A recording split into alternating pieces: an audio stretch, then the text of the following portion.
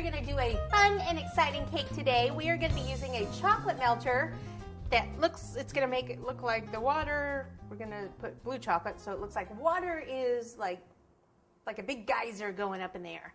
So this is, it's kind of a standard, I guess, chocolate maker.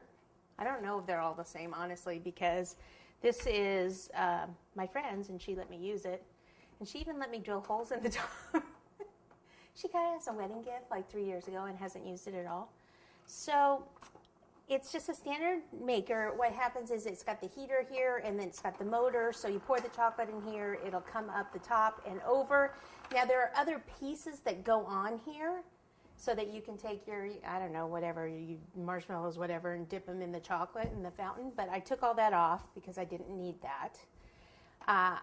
This was the top. It didn't have all these little cuts and things in it.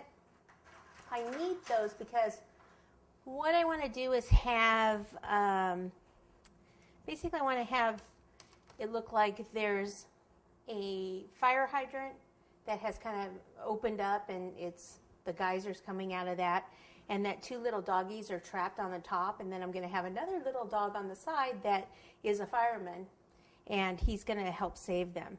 So I need to have, I can't just put something right on top here and have, you know, the dogs basically they would flip off because the chocolate would be coming up.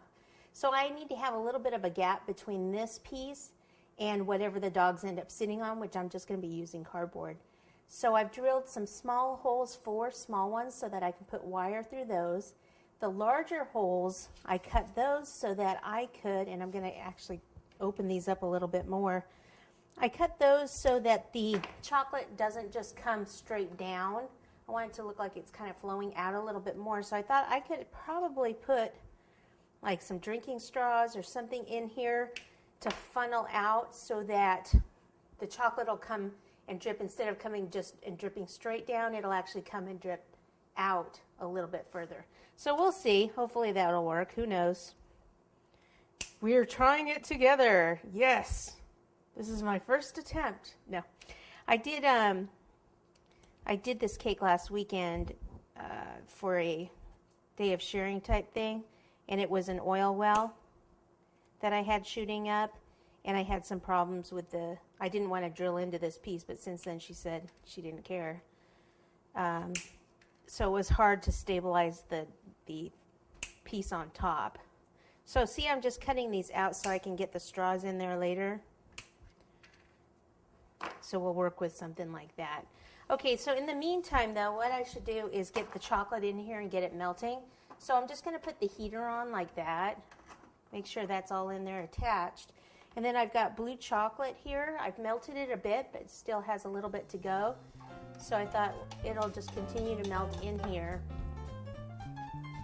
And this was just coating chocolate that I purchased blue. Basically fill this whole thing up here. We are going to have cake on here,